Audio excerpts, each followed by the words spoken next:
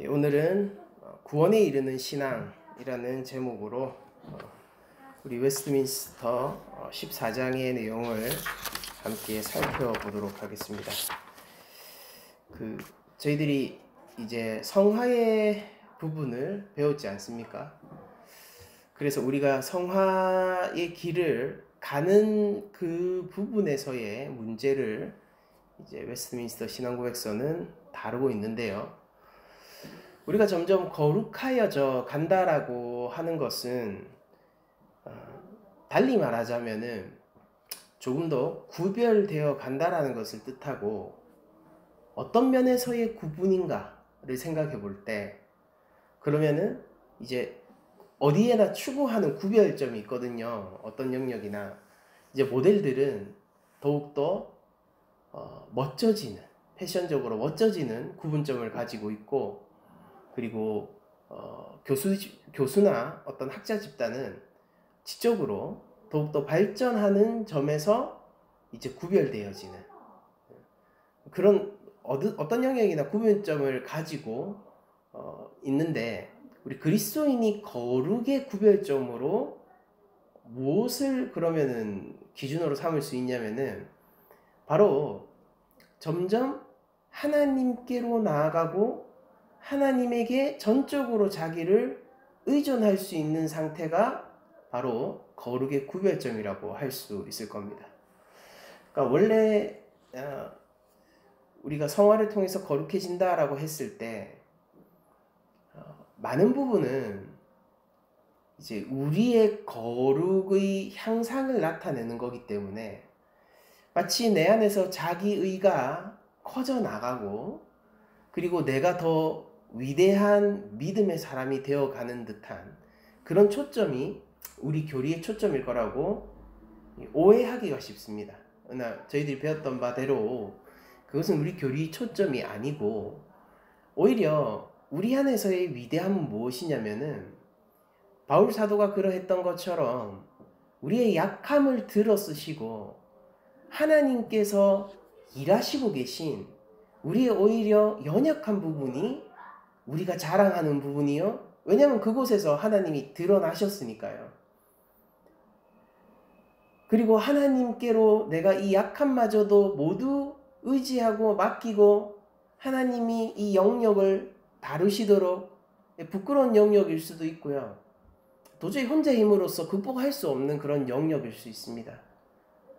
그런 어떤 우리 안에 있는 약함과 죄의 영역들은 누구나 가지고 있는 것이죠. 좀 전장만 다를 뿐이지 누구나 그 전장을 가지고 있고 전투가 필요한 법이거든요. 근데 그 전투에서 만군의 여호와께서 나타나셔서 나를 이기시고 내가 하나님의 군사로 순종할 수 있도록 이끌어 가시는 이 영역이 계속해서 나타날 수 있게 나를 하나님에게 맡기는 것. 여호와께서 나에게 말씀으로 전쟁을 걸고 나에게 칼을 던지실 때에 그 칼에 맞아서 죽을 수 있도록 자신을 내어줄 수 있는 이런 우리의 어떤 심령의 상태가 바로 거룩의 상태로 나아가는 겁니다. 그러니까 거룩은 인간이 이룰 수 있는 영역이 아니에요. 죄인이 할 수 있는 영역이 아니라는 겁니다.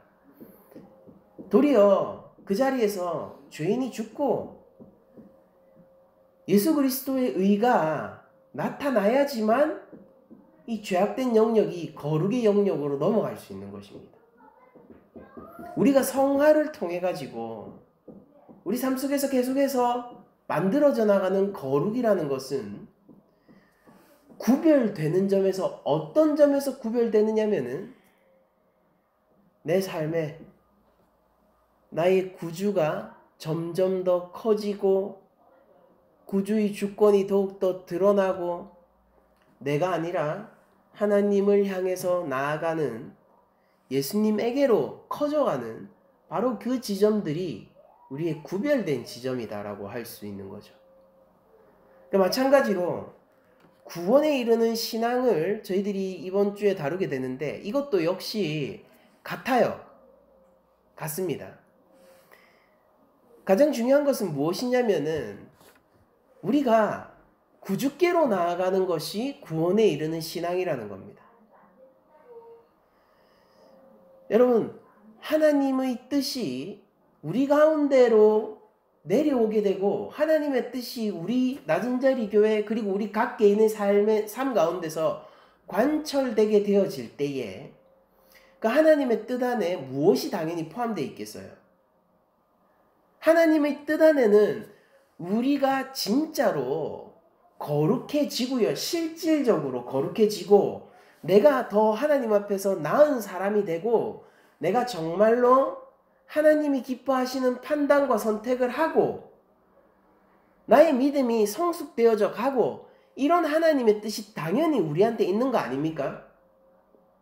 그런데 그 뜻으로 말미암아 우리들이 자라나게 되었을 때에 그 공로는 우리가 자라나고 우리가 선택하고 우리들이 이 삶을 살아냈으니까 그 공로에 대한 상을 하나님께서 당연히 주시지만은 그 하나님 입장에서 그런 것이고 우리 입장에서는요.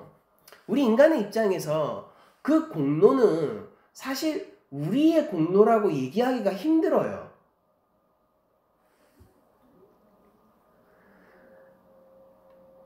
우리가 믿음이 커지고 우리가 성숙으로 나아갈 수 있었던 가장 큰 원인 그리고 힘을 제공해 주시는 분이 예수님이기 때문에 우리들이 성숙한 믿음과 성숙한 신앙생활을 할 수 있게 되었다면은 그 공로는 마땅히 우리 구주에게 돌아가야 합니다.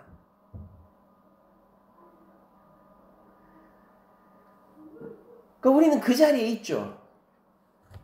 우리의 믿음의 자리, 삶의 자리, 신앙의 자리에 우리가 서 있죠.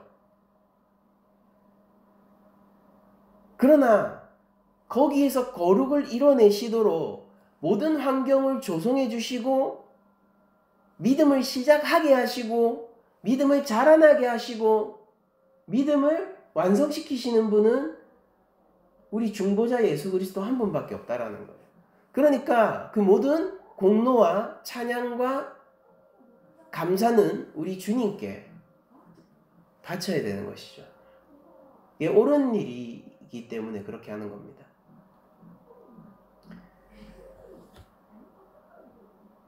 그러니까 우리가 은혜의 방편들이 무엇인지 알고 신앙에서 중요한 것이 무엇인지 알고 단순히 그런 것들로 우리가 구원에 이르는 신앙을 획득할 수 있는 것은 아닙니다. 기독교는 어떤 종교적인 형태를 가지고 있고 어떤 종교적인 예전을 가지고 있고 종교적인 생활 양식을 가지고 있어서 그런 것들을 어떻게 지금 현 시대에서 잘 만들어 가느냐 이런 것들로 우리가 구원에 이르는 게 아니라는 소리예요. 구원에 이르는 신앙은요 언제나 아주 단순하게도 예수님을 믿는 믿음이 커져나가는 신앙이 구원에 이르는 신앙이라는 게 오늘 사실 이 14장의 골자인 거예요. 그와 관련된 세부 사항들이 나와 있지만은 가장 중요한 것은 뭐냐면은 우리의 신앙은 우리 구주 되신 예수님을 향한 신앙이라는 겁니다. 그러니까 이것이 우리의 알파와 오메가예요. 우리 신앙에 있어서.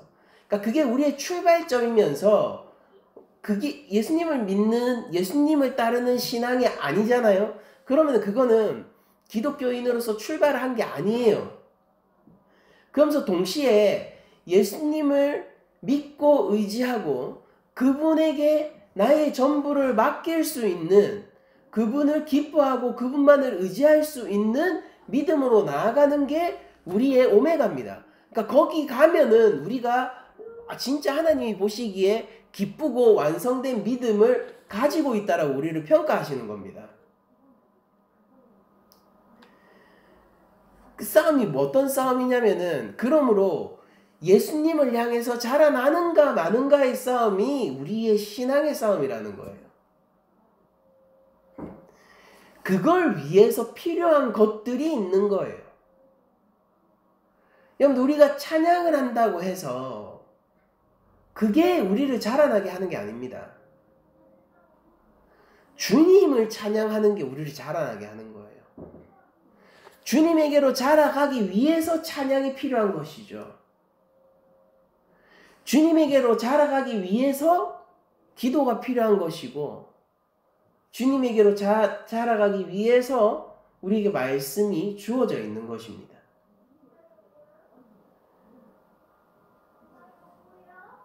이 목표점, 선명한 목표점은 우리 성경을 통해서 늘 언제나 확인 가능합니다.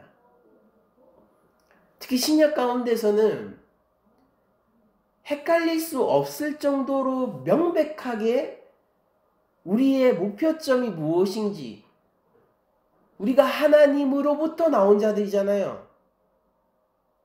그러므로 우리는 하나님이신 예수님을 목표로 삼아야 한다는 것을, 그리고 그 예수님이 우리 성부 하나님 아버지에게로 우리를 중보하여 그 앞에 데려다 놓을 것이라는 것, 이끌고 갈 것이라는 것을 신약은 단 한 번도 헷갈린 적이 없고 너무나도 노골적으로 그 목표를 드러내고 있습니다.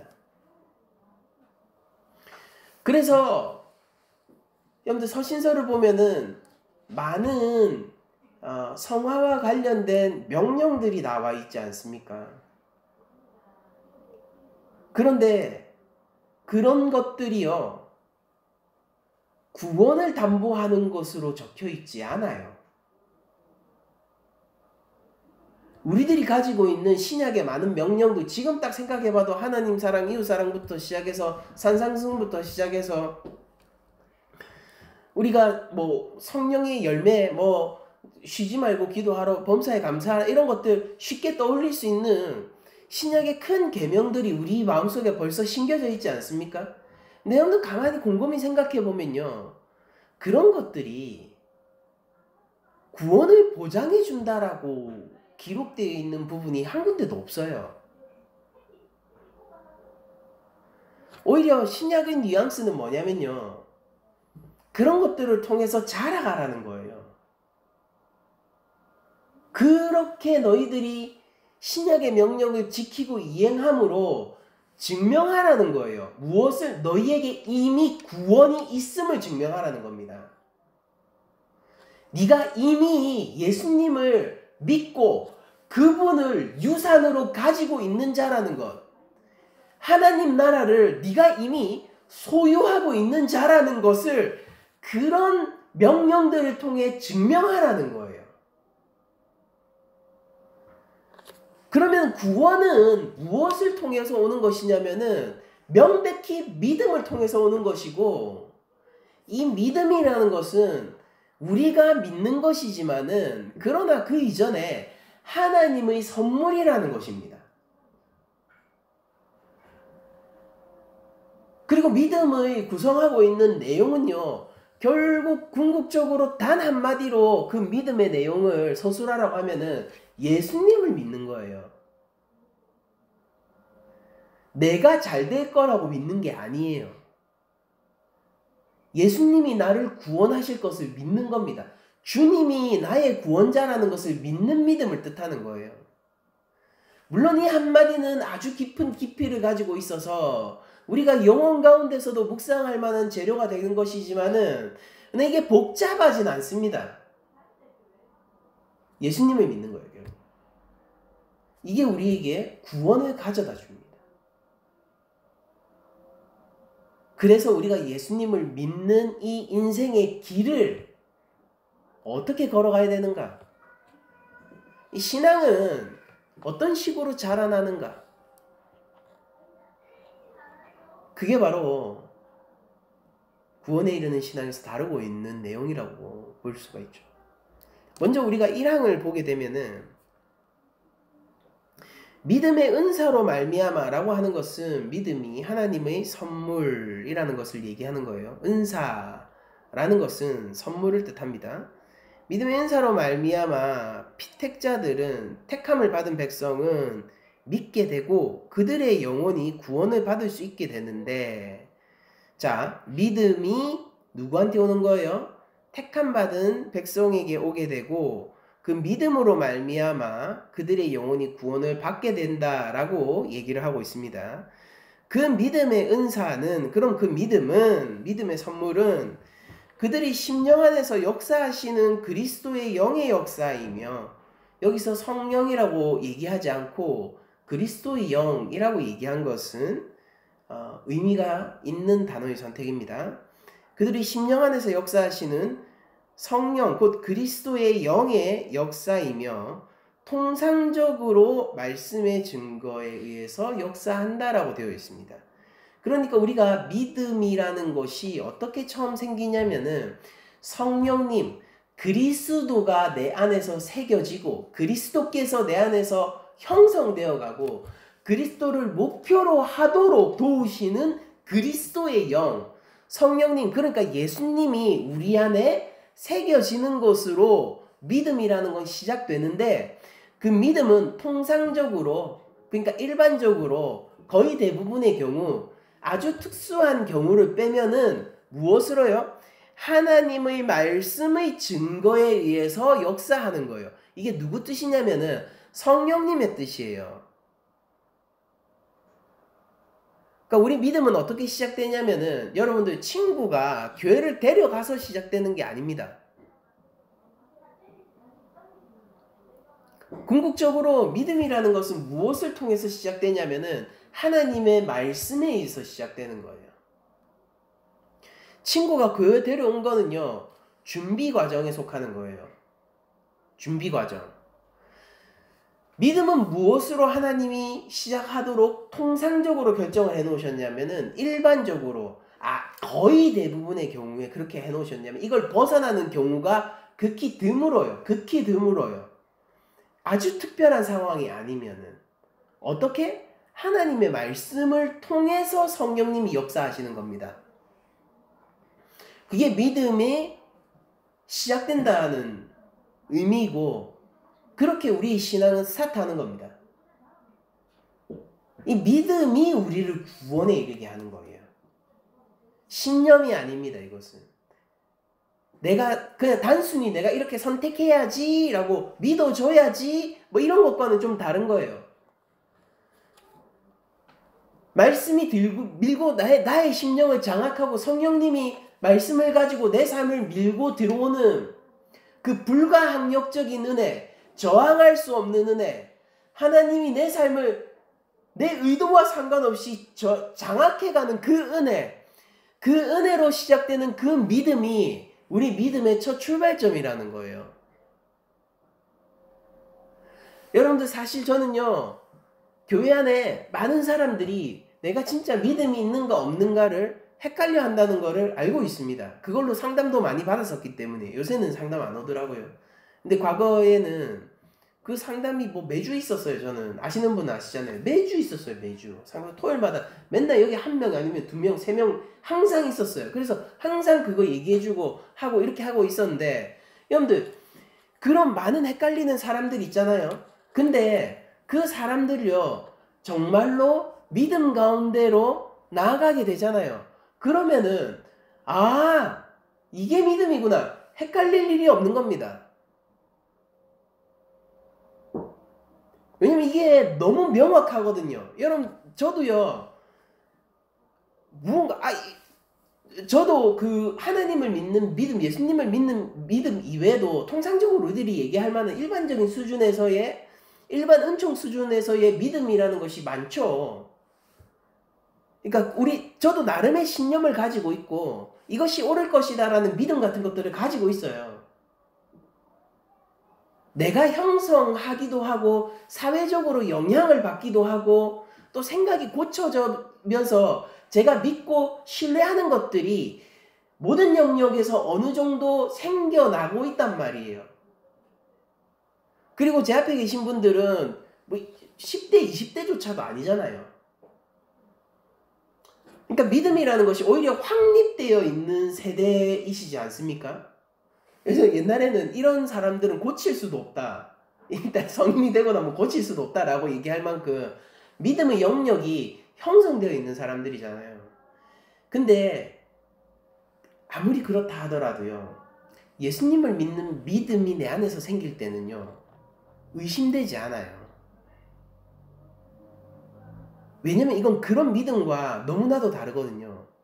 사회적인 통념 안에서 만들어지고 내가 알고 있는 지식 안에서 만들어지고 또 그 안에서 내 개인적인 경험을 통해서 만들어지는 믿음, 이런 것과는 다르게 명백하게 하나님이 나를 두들기고 있다는 것이 확실하게 느껴지기 때문입니다. 내가 잘 때도 하나님이 나를 놓칠까 쿵쿵 발자국 소리를 내면서 쫓아오세요.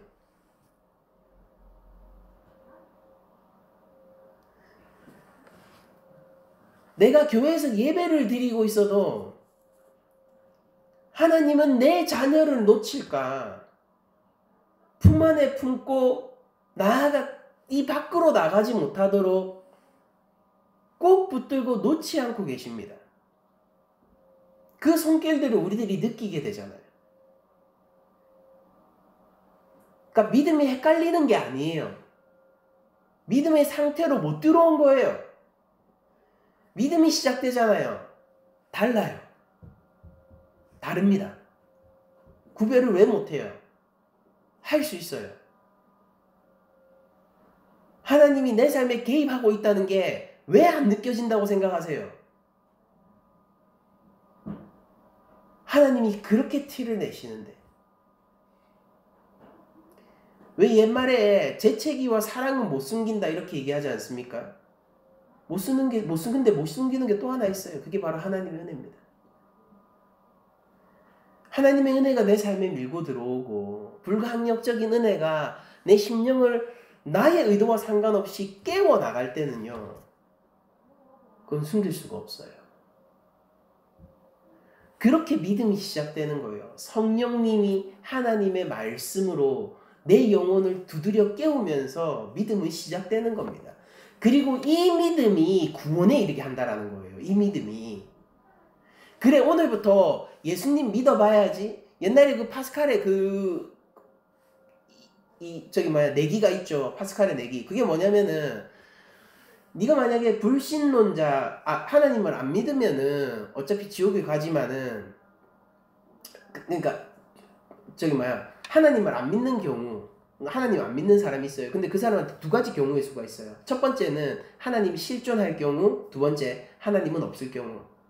무신론자, 하나님을 믿지 않는 자, 비신자는 어떤 경우의 수에 처하게 되냐면은, 첫째, 하나님이 있는 경우 그는 지옥에 갑니다. 둘째, 하나님이 없는 경우 그냥 죽어요. 그쵸? 그냥 끝이에요. 그걸로. 자, 그런데 신자의 경우에 또 똑같이 두 개의 경우의 수가 있어요. 하나님이 없는 경우 그냥 죽는 거예요. 하나님이 있는 경우 천국을 가는 거예요. 그래서 어떤 조건에서 본다 하더라도 그냥 일단 하나님 믿고 보는 게 무조건 이득 아니냐? 하나님 믿을 때 가장 최악의 상황이 하나님 안 믿을 때 가장 좋은 상황과 동일하다. 이게 파스칼의 그 하나님 내기예요. 근데 그 얘기를 듣고 그런가 보다 라고 생각하면서 그럼 한번 믿어봐야지. 나 하나님 믿어요. 나는 교회를 다니는 사람이에요. 라고 얘기를 한다고 해서 진짜로 구원을 얻을 수 있을까요? 그때 그런 사람이 실제 있었거든요. 파스칼의 내기가 너무 그럴듯하니까 하나님 믿는 게 이득이겠네? 라고 하면서 믿어주기로 하는 사람들이 몇 명 있었다고요. 근데 그 믿음이 구원에 이르게 하는 게 아니에요. 어떤 믿음이 우리를 구원에 이르게 하느냐면은 바로 진짜 믿음. 성령님이 그리스도의 영께서 내 안에 그리스도를 만나게 하고 내 안에 그리스도를 형상하게 하시려고 하나님 말씀을 가지고 내 삶을 두들겨 깨우는 그 믿음이 우리를 구원에 이르게 하는 겁니다. 신앙의 첫 출발이 이렇게 시작되는 거예요. 그리고 이 믿음은요, 가지고 있는 이 믿음은 성령님이 주셨기 때문에 온전하지만은, 그러나 내가 그 믿음의 크기만큼 나아갈 수 있는 나의 믿음이 점점 성장해야 되거든요. 근데 그게 무엇으로 되는 거냐면은 여기 보면 이렇게 돼 있죠. 또한 말씀과 성례 집행과 기도에 의하여 믿음의 은혜는 증가되고 강화된다 라고 되어 있습니다.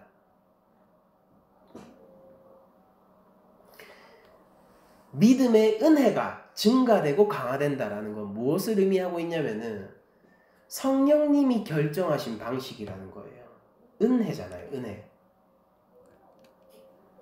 그러니까 이거는 다른 방편이 없어요. 그러니까 여러분들이 아무리 지금 주일 예배를 나오시고 우리 주일 성수는 또한 우리의 의무이기도 해요. 그래서 여러분들이 주일 성수를 잘 하시고 계시고 이런 것들이 도움이 되지만은 그러나 예배를 꼬박꼬박 나왔다는 게 우리의 믿음을 성장하게 하는 게 아닙니다. 여러분들 매일 예배당에 나오는 샤머니스트가 있는 거 알고 계세요? 교회 안에요. 하나님의 이름을 부르는 샤머니즘에 빠진 샤머니스트가 있는 거 알고 계십니까? 또한 하나님의 이름을 부르고 매일매일 나오고 주일 성수를 하고 헌금을 하는 맘모니즘에 빠진 맘모니스트가 있다는 것도 우리들이 알고 있지 않습니까? 하나님의 이름을 부르면서 맘몬을 섬기는 자들이 교회 안에 있어요. 우리들이 알고 있잖아요. 그러면은 교회를 매일 나온다는 것, 헌금을 매주 하고 있다는 것, 그리고 내가 성경을 몇 독 했다는 것, 이런 것들이 과연 정말로 믿음의 은혜를 성장시키고 풍성하게 하는 방편들이 될 수 있겠습니까? 아니에요. 실제 말씀이 내 믿음을 풍성하게 하는 겁니다. 성례는 성찬과 세례가 포함되어 있는 것인데 이걸 통해서 우리는 공적인 영역에서 믿음이 확인되어지는 것으로 풍성해지는 것이고 특히 성찬은 주님께서 기념하라 명령하신 그것을 따라 우리가 주 안에서 한 몸으로서 그리고 내가 그리스도와 연합하는 개인적으로는 그리스도와 연합하니요 공동체적으로는 그리스도를 머리로 한 교회로서의 한 몸의 그 경험 공동체를 꾸려가면서 믿음이 성장하는 것이고 그리고 기도는 주님이 가르쳐 주신 기도의 본을 따라 기도하는 것으로 믿음이 성장하는 거예요. 그리고 이게 전부 어디에 근거를 하고 있냐면은 말씀에 근거를 하고 있습니다. 말씀, 성례, 기도 이거 베이스 되는 게 뭐였습니까? 말씀을 사용하시는 성령님이 베이스예요. 이 세 개가 뭐였다고요? 은혜의 방편이에요. 그러니까 내가 열심히 해서 얻어내는 것이 아니라 하나님이 값없이 주는 그 사랑의 은혜요. 성령님이 활동하시고 주기로 한 그 영역이 정해져 있다라는 거예요. 우리가 그 영역을 벗어나서 그리고 다른 방편, 이름만 똑같은 다른 방편을 사용한다고 해서 우리의 믿음의 은혜가 풍성해지거나 자라지 않는단 말이에요. 여러분들 아무리 맛있는 샐러드라고 하더라도 호랑이한테 그거를 몇 톤씩 줘보세요. 호랑이 죽습니다. 굶어 죽어요. 사료인데 아니라고요. 사료라는 이름은 같지만 아니라고요. 그거는 누구한테 줘야 되냐면 코끼리한테 줘야 돼요. 반대로 여러분들 뭐 닭고기, 소고기 막 이런 거 막 맛있는 걸로 해가지고 그 생고기 같은 거 호랑이한테 던져줘 보세요. 아, 호랑이가 아니라 코끼리한테 던져줘 보세요. 코끼리는 굶어 죽습니다. 이게 이거 최고의 사료라던데 그러니까 그게 아니라고요. 그거는 사자나 호랑이한테 줘야 된단 말이에요. 우리가 기도를 한다라는 게 마치 고기를 먹어야 하는데 샐러드를 먹고 있는 사자 혹은 샐러드를 먹어야 하는데 고기를 먹고 있는 코끼리처럼 잘못된 섭취를 하는 기도일 수 있다라는 거예요. 말씀 위에 기도가 있는 겁니다. 말씀이 기도를 알려주는 거예요. 기도는 우리의 정성을 보이는 게 아니고요. 기도는 지성이면 감천이 되게 하려고 하는 게 아니고요.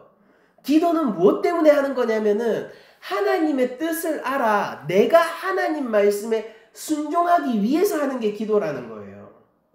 그래서 예수님이 먼저 그 나라, 하나님 나라와 의를 구하라고 한 겁니다. 그러니까 우리가 기도를 해가지고 하나님 신경도 안 쓰고 하나님의 말씀 가운데 있는 명령을 신경도 쓰지 않고 하나님 말씀에 있는 경고도 신경 쓰지 않고 하나님 말씀에 나와 있는 미래의 약속에 대해서도 거부하면서 우리가 무작정 기도하면서 하나님 제가 이렇게 열심히 기도했어요 라고 하는 게 그게 의미가 없다니까요. 그러니까 여러분들이 사자인데 열심히 풀 뜯어 먹은 거예요. 건강을 해칩니다. 여러분들이 코끼리인데 이게 지상 최강의 생물이잖아요. 코끼리. 심지어 코끼리는 무리 생활하니까 안 돼요. 그냥 무리 생활하는 다른 포식자가 와도 안 돼요. 사자들 무리 생활하잖아요. 코끼리한테 됩니까? 안 돼요. 근데 코끼리가 풀을 먹어야 되는데 많이 필요한데 고기를 막 몇 톤씩 준다고 해서 그 고기 먹고 있다고 해서 어떻게 그게 유지가 되겠냔 말이에요. 그러니까 바른 사료를 먹어야지 바르게 크는 것처럼 우리는 바른 영의 양식을 먹어야지 우리가 성장할 수 있는 것입니다. 그게 우선은 말씀이요, 성례요, 기도입니다. 그리고 제일 오해가 많이 있는 부분이 이 기도라는 거예요. 기도는 내 마음, 내 삶 가운데서 말씀을 실현하기 위해서 하나님께 의지하는 도구입니다. 말씀 없이 기도가 일어나서는 안 돼요. 내가 하나님의 뜻이 뭔지 알아야지 그 뜻을 내 삶 가운데 비춰달라고 기도할 거 아니냔 말이에요. 내가 하나님이 어떤 분이신지 알아야지 그 하나님이 내 삶을 좀 이끌어 달라고 우리가 기도할 거 아닙니까? 하나님이 어떤 하나님이셔서 내 삶에 개입했을 때 어떤 결과물이 나오는지를 우리들이 예상하고 알고 있어야지 실제 하나님이 내 삶 가운데서 보호하여 주시고 지켜주시고 있는 그 순간에 감사합니다라고 기도할 수 있는 거 아니에요. 기도 열심히 한다는 건 뭐냐면 어쩌면은 사자가 열심히 풀먹고 있는 행위일 수도 있다는 거예요. 먼저 더 근원적인 건 뭐냐면은 이게 내가 먹어도 되는가 아닌가를 확인하는 게 먼저라는 겁니다. 기도는 하나님과의 대화라면서요. 그럼 여러분 하나님과 대화하는데 여러분들은 과연 그 하나님 만물의 창조자시요 하늘의 왕이신 그분 앞에서 뭐라고 대답할 거냔 말이에요.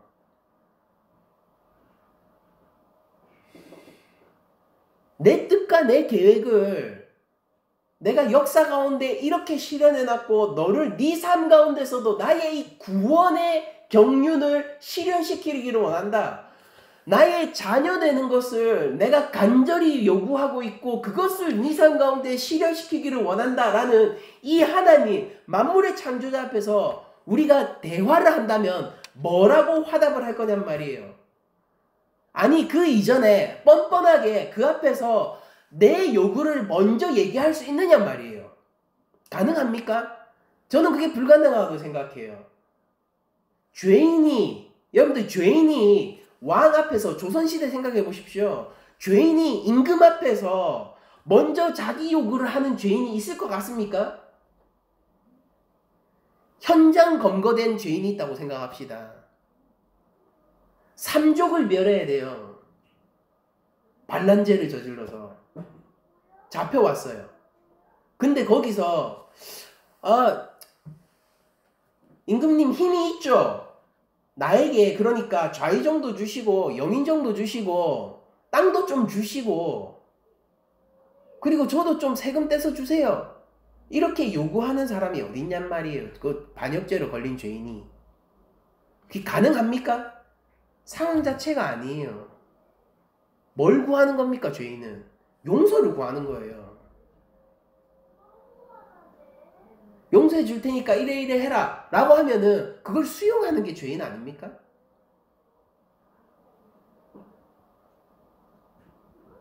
근데 하나님은 우리가 아무것도 안 했는데 우리를 구원해 주셨어요. 죽어 있을 때 우리를 살리셨습니다.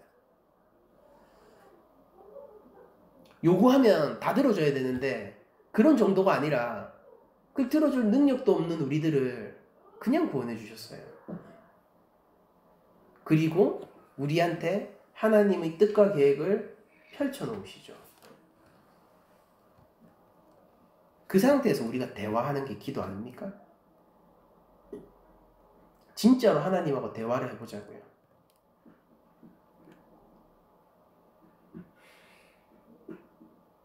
그래서 우리는 이렇게 기도해야 되는 것이죠.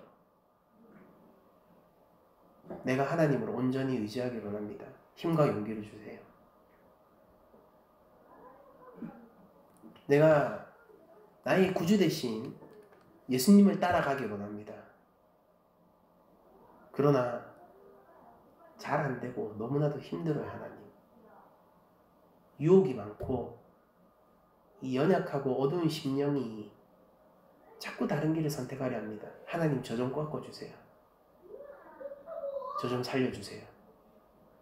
그렇게 기도하는 게 우리의 기도가 되어야 되지 않겠냔 말이에요. 그럼 그거는 무엇을 한다고요? 은혜의 방편으로서 믿음의 은혜를 풍성하게 하고 성장시키는 것으로 우리를 끌고 가는 기도가 된다는 거. 그래서 이렇게 말씀을 통해서 믿음이 시작되고 신앙이 시작되고 그리고 말씀과 기도와 성례를 통해서 우리의 믿음은 자라나게 되는데 이 2항을 보니까 이렇게 기록되어 있습니다. 이 믿음으로 말미암아, 여기서 말하는 믿음이 이제 저희들은 그냥 신념과 뭐 이렇게 하기로 결정했어 라는 그런 결정과는 다르다는 것을 알 수 있죠. 이 믿음으로 말미암아 말씀 안에서 친히 말씀하고 계시는 하나님의 권위를 인하여 말씀 안에 계시되어 있는 것을 기독교인은 참된 것으로 믿으며, 이게 무슨 말이냐면은 이 성경이 66권의 성경이 참되신 하나님의 말씀이라는 것을 믿는다라는 거예요. 여기 나와 있는 것이 진리라는 것을 믿는다라는 거예요. 그 말씀에 각 구절에 포함되어 있는 내용을 따라 행동하되, 그러니까 하나님 말씀이니까 그 하나님 말씀이 요구하는 대로 행동을 하는 게 이게 믿음의 행위입니다. 그런데 여기 이 말씀을 크게 세 개로 나누어서 설명을 하고 있는데, 첫째는 명령의 말씀에는 순종하고 되어 있습니다. 명령의 말씀에는 순종하고. 두 번째, 경고의 말씀에 대하여는 떨고.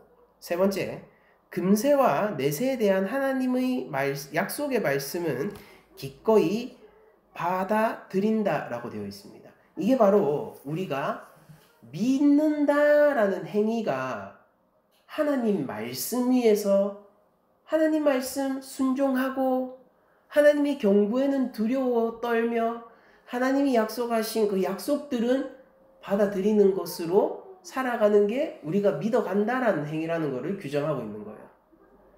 그러니까 여러분들 믿고 있습니까? 예수님 믿고 있습니까?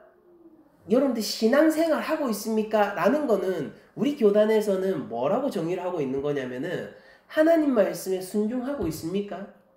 여러분들은 하나님을 경외하며 두려워하고 있습니까?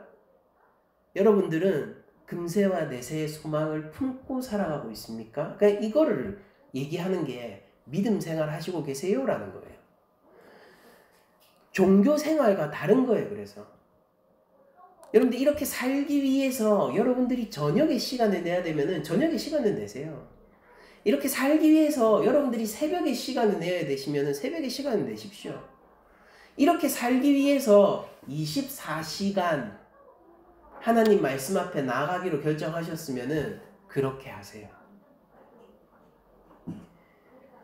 찬양을 몇 곡 하느냐, 찬양을 얼마나 하느냐, 이런 것들은 전부 어떤 거냐면은 궁극적인 부분이 아니라 각 개인이 각 모양대로 자라날 수 있는 방편들에 불과한 것입니다.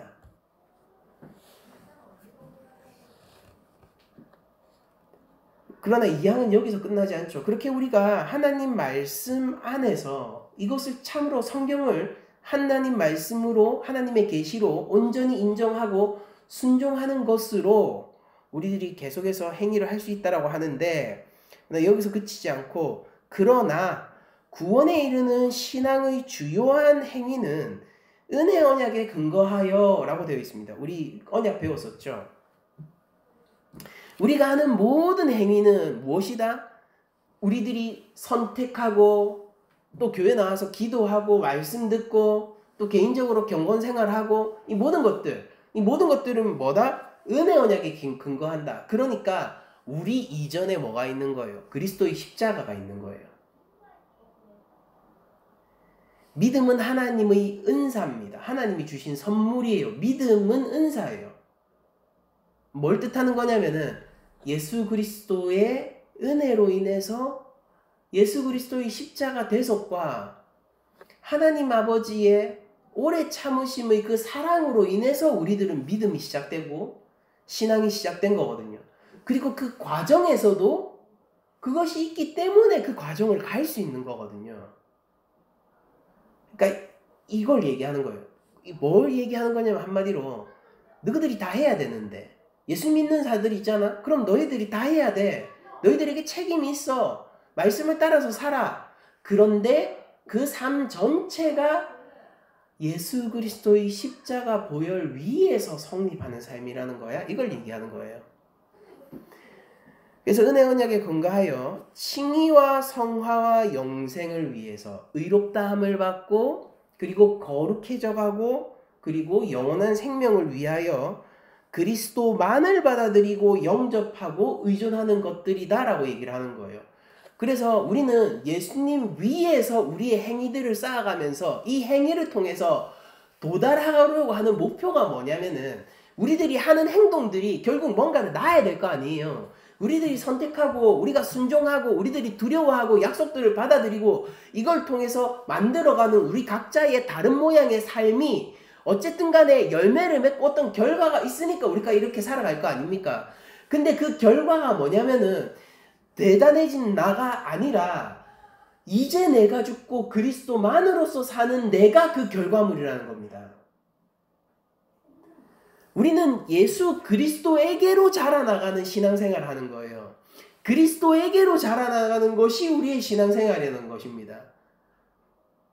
그러니까 간단한 거예요. 믿는 건 예수님을 믿는 거고요. 예수님을 믿는다는 거는 진짜로 예수님이 전부라는 거예요. 우리는 모든 행위들을 통해서 비대해지는 자기 의를 발견하는 것이 아니라 내 안에서 나를 이끌고 가시는 그리스도의 의를 발견하게 되는 게 우리 신앙생활의 아주 빛나고 아름다운 부분이라는 것입니다. 그러니까 이게 진짜 좋은 거거든요.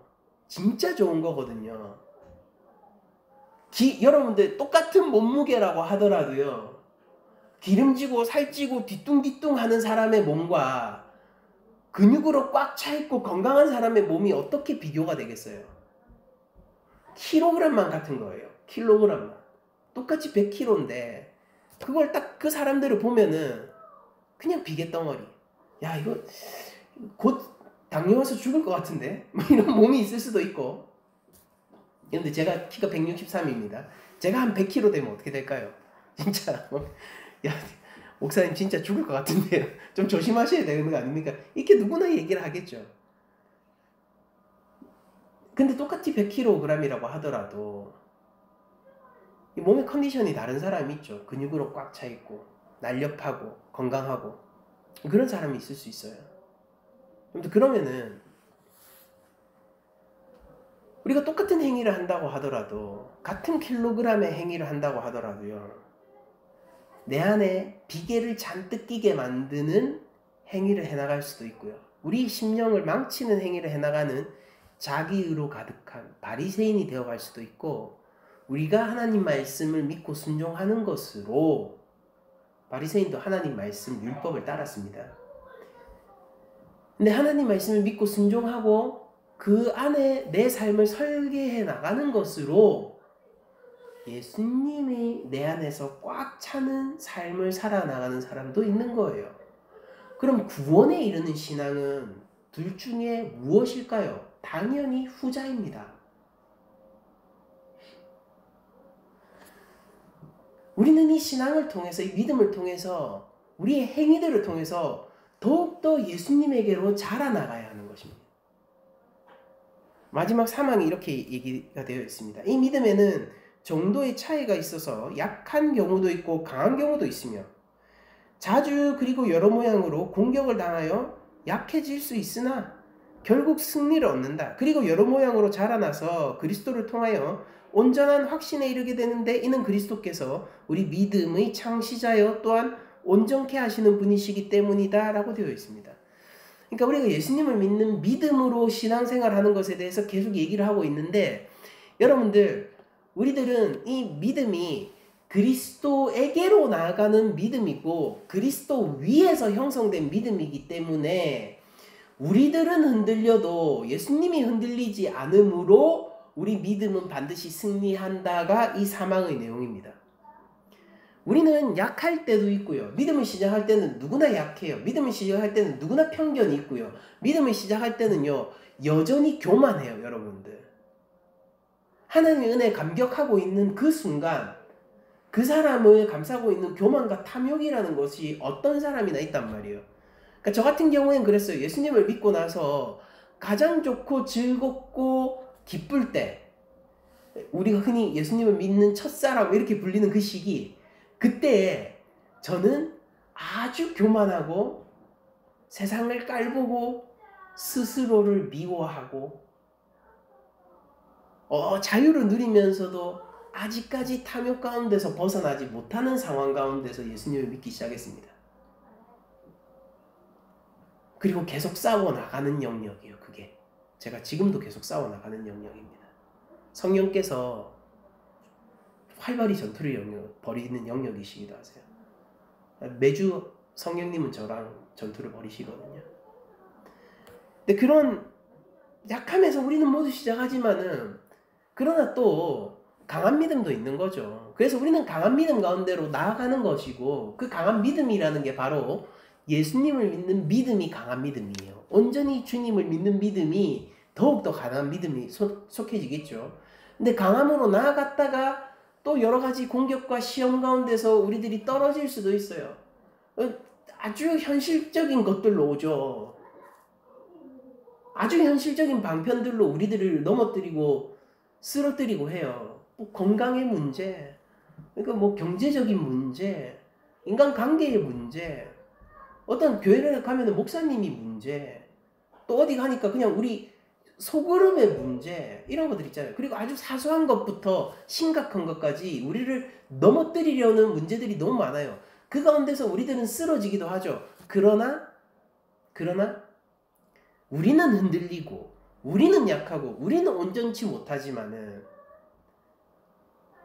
우리를 등에 업고 계신, 우리의 토양이 되신, 반석 되신 그리스도는 온전하시고 그분은 하나님이시고 회전하는 그림자조차 없으시므로 그분에 의해 기대어 우리는 반드시 승리하게 된다는 겁니다. 그러니까 여기서도 확인되는 게 뭐냐면, 우리 신앙은 무엇입니까? 여러분들 믿음 생활하는 거잖아요. 우리 믿음 생활이라는 건 뭐예요? 예수님 믿어가는 거예요. 주님에게로 자라나는 것이고, 더욱더 구주 안에서 내가 죽고 예수만으로서 살아나는 내가 되는 겁니다. 바울의 소망과 우리의 소망이 다를 리 없고, 바울에게 주신 은혜와 우리에게 주신 은혜가 다를 리 없어요. 바울에게 허락된 영생과 우리에게 허락된 영생이 다를 리 없고, 오직 한 분 하나님은 우리 각자를 소중히 여기셔서 자신의 품 안에 놓고 놓치지 않고 계십니다. 우리는 요동치나 하나님은 그리하지 않으시고, 우리는 후퇴하나 그리스도께서는 전진하세요. 그러므로 우리는 승리합니다. 그러니까 예수님 떠나지 마세요. 그것만 하면 돼요. 그러면 우리는 승리합니다. 반드시 승리합니다. 만군의 여호와가 우리를 꺾으실 거예요. 만군의 여호와가 우리를 죄 가운데서 끌어내실 겁니다. 우리는 반드시 승리할 겁니다. 그래서 우리들은 각자의 삶 속에서 각자의 모양대로 자라나게 되지만은, 그러나 그 결과물로서 온전한 확신이라고 표현되어 있는 전적인 의존 상태. 예수님, 그분이 있으니까 괜찮지. 예수님, 그분이 내 죄를 사하셨지. 그분이 확실히 나에게 영생을 주셨지. 이런 상태로 우리들이 갈 수 있다는 것을 우리 교리는 얘기하고 있습니다. 그러니까 오늘 이번 주 여러 가지 이야기들을 길게 했지만은, 사실은요, 여러분들 누가복음 할 때 늘 들었던, 누가복음 강의할 때 늘 들었던 그 말 있잖아요. 그거예요. 그냥 예수님 믿자는 겁니다. 우리 예수님 잘 믿자. 우리가 자기의 이 함정 너무 강력하거든요. 이게 너무 강력해요. 이 유혹이. 자기의 함정에 빠지지 않고 진짜 예수님 믿고 그리스도의 의만으로 우리가 살아가자. 그게 이번 주 설교의 결론이라고 할 수 있고, 우리 교리가 지향하는 바라고 할 수 있습니다. 오늘 말씀이 먼저예요. 말씀이 우리를 먹입니다. 말씀이 우리를 살립니다. 성령님이 말씀을 통해서 일하시고, 주께서 말씀 가운데 우리에게 길을 내십니다. 한 주간 예수님을 더욱더 가까이 하고 예수님을 믿는 믿음이 강해지신 여러분들이 되시기를 축원드리면서 모든 말씀을 마치도록 하겠습니다.